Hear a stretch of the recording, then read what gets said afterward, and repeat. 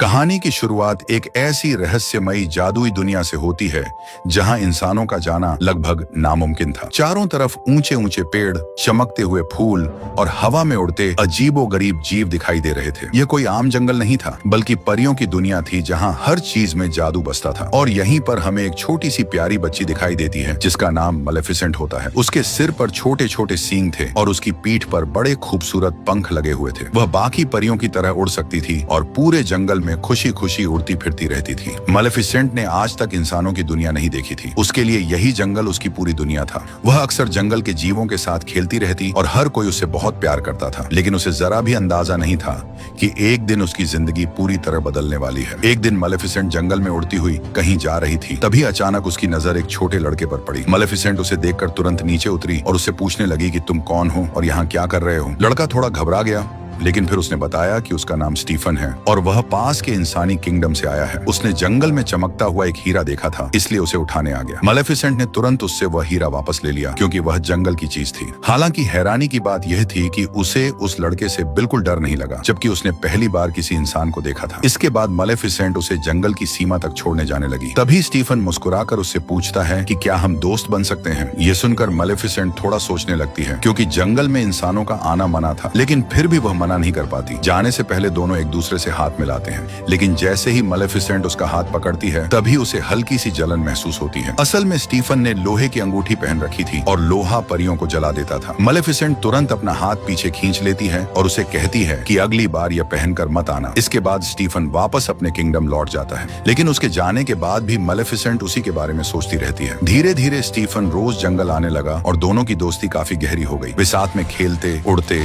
और घंटों बातें किया करते थे। उन्हें ऐसा बिल्कुल महसूस नहीं होता था कि वे दोनों दुश्मन दुनियाओं से आते हैं, और देखते ही देखते दोनों बड़े हो गए। अब मलेफिसेंट पहले से भी ज्यादा खूबसूरत और ताकतवर परी बन चुकी थी। वहीं दूसरी तरफ स्टीफन भी जवान हो चुका था। अब दोनों एक दूसरे को पसंद करने लगे थे। मलेफिसेंट को लगने लगा था कि इंसान बुरे नहीं होते। उसे बिल्कुल अंदाजा नहीं था कि इंसानों के अंदर लालच भी होता है। देखते ही देखते कई दिन गुजर जाते हैं, लेकिन स्टीफन का कोई नामो निशान नहीं था, मगर मलेफिसेंट उसके लिए हफ्तों भर इंतजार करती रहती है। इसी बीच इंसानों का राजा अपनी भारी भरकम फौज लेकर जंगल के बाहर पहुंच जाता है। दरअसल वो सालों से इस जादुई जंगल पर कब्जा करना चाहता था, क्योंकि उसे पता था कि यहाँ बेशुमार खजाने छुपे हुए हैं। और जैसे ही वह हमला करने ही वाला होता है कि तभी अचानक उसके सामने मलेफिसेंट आ जाती है। अब वह छोटी बच्ची नहीं रही थी, बल्कि उसके विशाल पंख हवा में फैल चुके थे और उसकी आंखों में गजब का एटीट्यूड दिखाई दे रहा था। वह राजा को चेतावनी देते हुए कहती है कि तुम इस जंगल के अंदर कदम नहीं रख सकते, लेकिन घमंडी राजा उसकी बात सुनने की बजाय अपने सैनिकों को हमला करने का हुक्म दे देता है। मलेफिसेंट अब चुप नहीं रहने वाली थी और अगले ही पल पूरा जंगल जाग उठता है। पेड़ों के पीछे छुपे अजीबोगरीब जीव अचानक सैनिकों पर टूट पड़ते हैं। वहीं विशाल पेड़ अपनी शाखाओं से घोड़ों को पकड़ने लगते हैं, और तो और जमीन से जादुई बेलें निकलकर सैनिकों को जकड़ लेती हैं। गुस्से में मलेफिसेंट हर तरफ हमला करती है। वह सैनिकों को हवा में उछाल कर जमीन पर पटक देती है। कुछ ही पलों में राजा की पूरी सेना तहस नहस हो जाती है। अब उस घमंडी राजा की बारी थी। जैसे ही मलेफिसेंट की नजर उस पर पड़ती है, वह तेजी से आगे बढ़ती है और एक जोरदार मुक्का मारकर उसे जमीन पर गिरा देती है। और जैसे ही वह उसके पास जाती है, तभी राजा अपने लोहे से ढके हाथ से उसे जोरदार धक्का देता है। उस लोहे के छूते ही मलेफिसेंट की जिस्म जलने लगती है और वह दर्द से तड़प उठती है। ये देखकर सारे सैनिक डर के मारे वहां से भागने लगते हैं, क्योंकि उन्हें एहसास हो चुका था कि यह कोई साधारण जंगल नहीं है। उधर राजा बुरी तरह घायल होकर अपने किंगडम वापस लौट जाता है। अब वह बूढ़ा और कमजोर हो चुका था। इसी वजह से वह सबको इकट्ठा करता है और कहता है कि जो भी मलेफिसेंट को मार देगा वह उसी को अपना वारिस यानी अगला राजा बना देगा और अपनी बेटी की शादी भी उसी से करेगा। तभी एक आदमी आगे निकल कर आता है, और वो कोई और नहीं बल्कि स्टीफन था। यह सुनते ही उसके चेहरे पर लालच साफ दिखाई देने लगता है। कई सालों बाद वह रातों रात फिर से जंगल में मलेफिसेंट से मिलने आ पहुंचता है। जैसे ही मलेफिसेंट उसे देखती है, वह उससे पूछने लगती है कि तुम इतने दिन कहाँ थे, तुम्हें हमारी दोस्ती की जरा भी याद नहीं आई। लेकिन स्टीफन तुरंत झूठ बोलते हुए कहता है कि वह राजमहल के कामों में उलझ गया था, लेकिन उसने उसे कभी नहीं भूला। इसके बाद वह मलेफिसेंट को बताता है कि राजा उसे मारना चाहता है, इसलिए वह उसे बचाने आया है। मलेफिसेंट उसकी बातों पर तुरंत भरोसा कर लेती है, क्योंकि वह आज भी उससे प्यार करती थी। लेकिन उसे बिल्कुल अंदाजा नहीं था कि स्टीफन अब पहले वाला इंसान नहीं रहा। रात होते ही स्टीफन उसे पानी में नशे की दवा मिलाकर पिला देता है। कुछ ही देर में मलेफिसेंट बेहोश होकर गहरी नींद में चली जाती है। स्टीफन उसके पास बैठा उसे देखता रहता है। वह उसे मारना चाहता था, लेकिन उसके हाथ कांपने लगते हैं। आखिरकार वह उसे मार नहीं पाता, लेकिन अगले ही पल वह कुछ ऐसा कर बैठता है जो मलेफिसेंट की पूरी जिंदगी बदल देता है। सुबह जब मलेफिसेंट की आंख खुलती है तो उसे अपनी पीठ में भयानक दर्द महसूस होने लगता है। अगले ही पल उसकी दर्द भरी चीख निकल जाती है। उसके पंख गायब हो चुके थे, उसकी पीठ से खून बह रहा था और उसके बड़े खूबसूरत पंख काट दिए गए थे। यह देखकर मलेफिसेंट पूरी तरह टूट जाती है। उसे अपनी आंखों पर यकीन ही नहीं हो रहा था। जिस इंसान पर उसने सबसे ज्यादा भरोसा किया, उसी ने उसे धोखा दे दिया था। उधर स्टीफन मलेफिसेंट के पंख लेकर राजा के पास पहुंचता है। राजा यह देखकर बेहद खुश हो जाता है और उसी वक्त स्टीफन को नया राजा घोषित कर देता है। स्टीफन उसके पंखों को एक मजबूत बॉक्स में बंद कर देता है, लेकिन दूसरी तरफ जंगल के अंदर मलेफिसेंट का दिल पूरी तरह बदल चुका था। अब उसके अंदर सिर्फ दर्द, गुस्सा और नफरत बची थी। अपने पंख खोने के बाद मलेफिसेंट पूरी तरह अकेली पड़ चुकी थी। अब वह पहले की तरह आसमान में उड़ नहीं सकती थी। इसी वजह से वह जंगल में चुपचाप भटकती रहती और हर किसी से दूर रहने लगी थी। उसके चेहरे से मुस्कान गायब हो चुकी थी। ऐसा लग रहा था जैसे उसके अंदर की सारी खुशी उसी दिन खत्म हो गई हो जिस दिन स्टीफन ने उसे धोखा दिया था। इसी बीच एक दिन जंगल में घूमते वक्त उसकी नजर एक शिकारी पर पड़ती है जो एक कौवे को मारने वाला था। मलेफिसेंट को यह देखकर गुस्सा आ जाता है और अगले ही पल वह अपने जादू से उस कौवे को इंसान में तब्दील कर देती है। अचानक इंसान बनते ही वह आदमी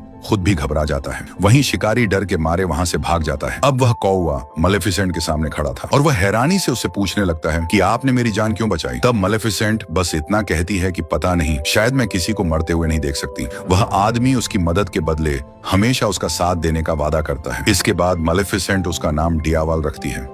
वहीं दूसरी तरफ स्टीफन अब नया राजा बन चुका था। उसकी शादी राजा की बेटी से हो जाती है और कुछ समय बाद उसकी एक बेटी पैदा होती है जिसका नाम अरोरा रखा जाता है। हालांकि पूरे किंगडम में खुशी का माहौल था क्योंकि अब डियावाल हर जगह जाकर उसके लिए खबरें लाने लगा था। लेकिन असली झटका तब लगता है जब मलेफिसेंट को पता चलता है कि स्टीफन ने सिर्फ राजा बनने के लिए उसके पंख काटे थे और तो और उसकी महल में एक बेटी भी हुई है। यह सच जानने के बाद उसके अंदर इंसानों के लिए बची हुई आखिरी अच्छाई भी खत्म हो जाती है। उसका गुस्सा अब इतना खतरनाक हो चुका था कि पूरा जंगल कांप उठता था और छोटे छोटे जीव उससे डरने लगे थे। इतना ही नहीं, अब वह पूरे जादुई जंगल पर राज करना चाहती थी। जंगल में रहने वाले जादुई जीव डर के मारे मजबूरी में उसके सामने सिर झुका देते थे और अपनी और स्टीवन की राज्य के बीच वह एक मजबूत बॉर्डर बना देती है ताकि कोई भी इंसान उस जंगल के अंदर ना आ सके। इसी बीच महल में छोटी बच्ची को दुआएं देने के लिए 3 नन्ही नन्ही परियां आती हैं। तीनों बारी बारी से उसे दुआएं देती हैं कि वह दुनिया की सबसे सुंदर, प्यारी और सबको पसंद आने वाली बने। और तभी अचानक तेज तूफान आने लगता है। इसका मतलब था कि मलेफिसेंट आ रही है।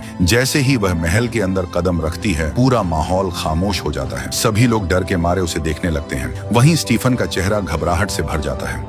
मलेफिसेंट धीरे धीरे उस छोटी बच्ची के पास जाती है। वह कहती है कि यह बच्ची बहुत प्यारी है, लेकिन अगले ही पल उसकी आंखों में गुस्सा उतर आता है। वह अरोरा को श्राप देते हुए कहती है कि उसके 16वें जन्मदिन पर उसके हाथ में चरखे की सुई चुभेगी और वह हमेशा के लिए गहरी नींद में चली जाएगी। एक ऐसी नींद जिससे इसे कोई भी जगह नहीं पाएगा। यह सुनते ही पूरा महल डर से कांप उठता है। स्टीफन तुरंत उसके सामने गिड़गिड़ाने लगता है और कहता है कि बदला मुझसे लो, मेरी बेटी से नहीं। लेकिन मलेफिसेंट की आंखों में सालों का दर्द भरा हुआ था। हालांकि जाते जाते वह एक रास्ता जरूर छोड़ देती है। वह कहती है कि अगर अरोरा को उसका सच्चा प्यार मिल गया तो यह श्राप टूट सकता है। इसके बाद मलेफिसेंट वहां से चली जाती है। उधर स्टीफन डर जाता है कि कहीं उसकी बेटी सच में मर न जाए, इसलिए वह हुक्म देता है कि पूरे राज्य के सारे चरखे इकट्ठा करके महल के नीचे कैद कर दिए जाएं। इसके साथ वह तुरंत 3 परियों को बुलाकर अरोरा को जंगलों के बीच एक दूर जगह भेज देता है ताकि मलेफिसेंट उसे ढूंढ ना सके। लेकिन उसे जरा भी अंदाजा नहीं था कि मलेफिसेंट सब जानती थी। इसके बाद तीनों परियां उस छोटी सी बच्ची को उठाकर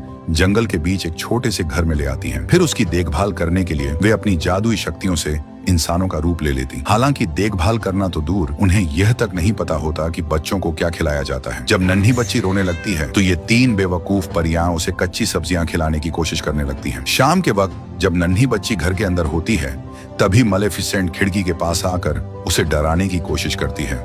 लेकिन हैरानी की बात तो यह है कि डरने की बजाय वह बच्ची उल्टा हंसने लगती है। यह देखकर मलेफिसेंट मुस्कुराकर कहती है, शायद तुम भी मेरे जैसी ही एक राक्षस हो। रात के वक्त जब ये बेवकूफ परियां घोड़े बेचकर सो रही होती हैं, तभी कौवा चुपके से आकर उस नन्ही बच्ची को फूल दे देता है ताकि वह उसे ही दूध समझकर चुप हो जाए। कई हफ्ते बीत जाते हैं। धीरे धीरे छोटी अरोरा अब थोड़ी बड़ी हो चुकी थी और अपनी शरारत भरी उम्र में थी। एक दिन वह खेलते खेलते पहाड़ी के किनारे पहुंच जाती है और अचानक नीचे गिरने ही वाली होती दौड़ती है, लेकिन तभी अचानक पेड़ों की टहनियां उसे पकड़ लेती हैं और उसकी जान बच जाती। दरअसल यह सब मलेफिसेंट की ताकत का कमाल था। उसी ने दूर से उसकी जान बचाई थी। हालांकि अरोरा को यह बात कभी पता नहीं चलती। धीरे धीरे मलेफिसेंट का दिल बदलने लगता है। अब वह अरोरा से नफरत नहीं बल्कि प्यार करने लगी थी। वह दूर से हमेशा उसका ख्याल रखती रहती। ऐसे ही एक दिन खेलते खेलते अरोरा की नजर मलेफिसेंट पर पड़ जाती है। वह मासूमियत से उसे अपने पास बुलाती है और गोद में उठाने के लिए कहती है। मलेफिसेंट पहले तो गुस्सा होने का नाटक करती है, लेकिन इसके बावजूद वह उसे अपने हाथों में उठा लेती है और तभी वह नन्ही बच्ची अपने छोटे छोटे हाथों से मलेफिसेंट के सींगों को पकड़ लेती है। देखते ही देखते अरोरा 15 साल की हो जाती है। अब उसके श्राप का समय करीब आ चुका था। हालांकि अरोरा ने आज तक बाहर की दुनिया नहीं देखी थी। एक दिन वह जंगल की सीमा के पास पहुंच जाती है, जहां उसे कुछ अजीब जीव मिलते हैं, जिसे देखकर वह काफी खुश हो जाती है। लेकिन अचानक सारे जीव वहां से डरकर भाग जाते हैं और उसी पल अरोरा को महसूस होता है कि कोई उसे देख रहा है। वह जोर से कहती है कि अगर कोई यहाँ है तो सामने आओ। कुछ पल तक पूरा जंगल शांत रहता है, लेकिन अगले ही पल मलेफिसेंट उसके सामने आ जाती है। उसे देखते ही अरोरा खुश हो जाती है। वह तुरंत पहचान लेती है कि यही वह परी है जो बचपन से हमेशा उसके आसपास रहती थी। वह मुस्कुराकर उसे अपनी फेरी गॉडमदर कहती है। यह सुनकर कई सालों बाद पहली बार मलेफिसेंट के चेहरे पर सच्ची मुस्कान आती है। इसके बाद दोनों अक्सर साथ समय बिताने लगती हैं। अरोरा को मलेफिसेंट के साथ रहना बेहद अच्छा लगता था। वहीं दूसरी तरफ मलेफिसेंट भी उसे अपनी बेटी की तरह प्यार करने लगी थी, लेकिन उसके दिल में एक डर अब भी जिंदा था। एक रात जब अरोरा सो रही होती है, तब मलेफिसेंट उसके पास आकर अपना श्राप वापस लेने की कोशिश करती है, लेकिन लाख कोशिश करने के बाद भी वह ऐसा नहीं कर पाती। अब उसे एहसास होता है कि बहुत देर हो चुकी है। यह सोचकर वह टूट जाती है, क्योंकि अरोरा का 16वां जन्मदिन अब बहुत करीब था। अगली सुबह अरोरा उससे उसके पंखों के बारे में पूछती है। तब पहली बार मलेफिसेंट उसे अपने साथ हुए धोखे की पूरी कहानी बताती है। वह कहती है कि कभी उसके पास भी बड़े खूबसूरत पंख हुआ करते थे और वह आसमान में बहुत ऊंचा उड़ती थी। यह कहते कहते उसकी आंखें भर आती हैं। अरोरा उसे चुप कराते हुए कहती है कि अब वह हमेशा उसके साथ रहेगी, लेकिन मलेफिसेंट जानती थी कि शायद अब उनके पास ज्यादा समय नहीं बचा। अरोरा का 16वां जन्मदिन आखिरकार आ ही जाता है, लेकिन उससे पहले जंगल में घूमते वक्त उसकी मुलाकात एक राजकुमार से होती है। दोनों पहली नजर में ही एक दूसरे को पसंद करने लगते हैं। मलेफिसेंट ये देखकर खुश हो जाती है, क्योंकि उसे लगता है कि शायद यही अरोरा का सच्चा प्यार है और अब उसका श्राप टूट जाएगा। लेकिन तभी सब कुछ बदल जाता है। जब अरोरा वापस उन 3 परियों के पास पहुंचती है, तब वे आखिरकार उसे पूरी सच्चाई बता देती हैं। वे कहती हैं कि मलेफिसेंट ने ही उसे श्राप दिया था और वही उसकी मौत चाहती है। और तो और उसे यह भी पता चलता है कि वह एक राजकुमारी है जिसका पापा अभी भी जिंदा है। ये सुनते ही अरोरा का दिल टूट जाता है। उसे अपनी कानों पर यकीन नहीं होता, क्योंकि बचपन से उसे लगता था कि वह एक अनाथ है। वह तुरंत मलेफिसेंट के पास जाती है और उससे सच पूछती है। मलेफिसेंट उसकी आंखों में देखते हुए सारी बात मान लेती है। वह कहती है कि हाँ, उसने गुस्से में उसे श्राप दिया था, लेकिन अब वह उससे बहुत प्यार करती है और कभी नहीं चाहती कि उसे कुछ हो। लेकिन अरोरा बेहद दुखी हो चुकी थी। वह रोते हुए वहां से चली जाती है। वहीं दूसरी तरफ राजकुमार अरोरा से मिलने के लिए वापस आता है, लेकिन मलेफिसेंट उसे अपने जादू से बेहोश कर देती है, क्योंकि उसे लगता है कि शायद इसी राजकुमार की वजह से अरोरा की जान बच सकती है। इसलिए वह तुरंत उसे घोड़े पर बिठाकर महल की ओर बढ़ने लगती है। अरोरा अब अपने पिता स्टीफन के पास पहुंच चुकी थी। वह अपने पापा को देखकर बहुत खुश होती है और गले मिलने लगती है, लेकिन स्टीफन अपनी बेटी को देखकर खुश नहीं होता। इसके बाद वह अपनी बेटी को सुरक्षित रखने के लिए एक कमरे में बंद कर देता है, लेकिन अब इस शराब को रोकना किसी के बस में नहीं था। जैसे ही रात होती है, अरोरा किसी अदृश्य ताकत के असर में महल के अंदर चलने लगती है। वह सीधा उस कमरे तक पहुंच जाती है जहां राजा ने सारे चरखे बंद करवा दिए थे। अचानक जादुई ताकत से टूटा हुआ चरखा अपने आप जुड़ने लगता है। देखते ही देखते अरोरा उसकी तरफ खींची चली जाती है, मानो कोई उसे बुला रहा हो। और जैसे ही अरोरा उसके बिल्कुल करीब पहुंचती है, अगले ही पल उसकी उंगली उस सुई से छू जाती है और बस उसी पल वह जमीन पर गिरकर गहरी नींद में चली जाती है। पूरा महल सदमे में डूब जाता है। स्टीफन टूटकर रोने लगता है, क्योंकि उसकी बेटी अब कभी नहीं उठने वाली थी। इसी बीच मलेफिसेंट उस राजकुमार को लेकर महल के बाहर पहुंच जाती है, लेकिन महल के अंदर आना इतना आसान नहीं था, क्योंकि स्टीफन ने चारों तरफ लोहे की दीवारें और जाल लगवा दिए थे ताकि मलेफिसेंट अंदर ना आ सके। फिर भी वह बेहद सावधानी से आगे बढ़ती है और किसी तरह राजकुमार को लेकर महल के अंदर पहुंच जाती है। उधर तीनों बेवकूफ परियां इनाम लेने के लिए राजा के पास पहुंचती हैं, लेकिन जैसे ही वे अरोरा को गहरी नींद में सोया हुआ देखती हैं, उन्हें समझ आ जाता है कि कुछ बहुत गलत हो चुका है। स्टीफन यह देखकर गुस्से में आ जाता है और उन परियों को डांटने लगता है। कहता है कि उनकी गलती की वजह से ये सब हुआ है। तीनों परियां खुद को अरोरा की इस हालत के लिए दोषी मानने लगती हैं। इसी बीच मालेफिसेंट चुपचाप सैनिकों को बेहोश करते हुए राजकुमार को अरोरा के पास लाकर छोड़ देती है। जब परियों को कुछ गिरने की आवाज सुनाई देती है तो वे तुरंत कमरे का दरवाजा खोल देती हैं। जब उन्हें पता चलता है कि यह एक राजकुमार है तो वे उसे जल्दी से अरोरा के पास ले आती हैं ताकि वह उसे बचा सके। राजकुमार कुछ पल तक बस अरोरा की खूबसूरती को देखता रहता है। तभी एक परी उस पर चिल्लाती है, जल्दी करो, अभी उसे एक किस दो। राजकुमार अरोरा को किस करता है, लेकिन इसके बावजूद भी अरोरा को होश नहीं आता। यह देखकर परियां निराश हो जाती हैं और गुस्से में आकर राजकुमार को वहां से बाहर ले जाती है। यह सब देखकर मालेफिसेंट की आंखों से आंसू निकलने लगते हैं और उसी पल उसे एहसास होता है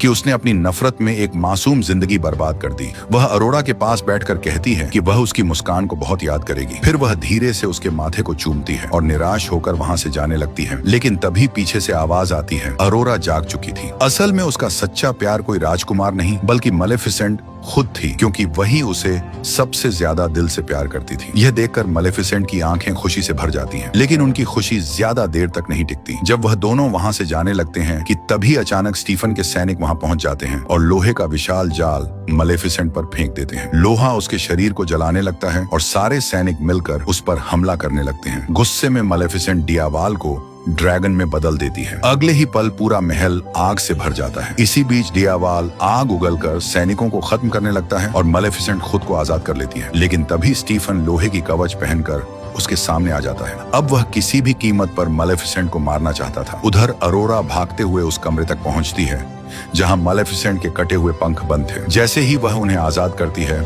वे अपने आप उड़ते हुए सीधे मालेफिसेंट के पास पहुंच जाते हैं। अगले ही पल उसके पंख फिर से उसकी पीठ से जुड़ जाते हैं। अब मालेफिसेंट पहले से भी ज्यादा ताकतवर बन चुकी थी। वह स्टीफन को पकड़कर आसमान में ले जाती है और दोनों के बीच एक भयानक लड़ाई शुरू हो जाती है। लेकिन मालेफिसेंट उसे मार नहीं पाती, क्योंकि कहीं ना कहीं वह अब भी उससे सच्चा प्यार करती थी। इसलिए वह उसे छोड़कर वहां से जाने लगती है। लेकिन तभी स्टीफन पीछे से आकर फिर से उसके पंखों को खींचने लगता है। तभी मालेफिसेंट उसे साथ लेकर ऊंचाई से छलांग लगा देती है। दोनों तेजी से जमीन की तरफ गिरने लगते हैं और जमीन से टकराने से ठीक पहले मालेफिसेंट अपने विशाल पंख फैला देती है और उड़ जाती है।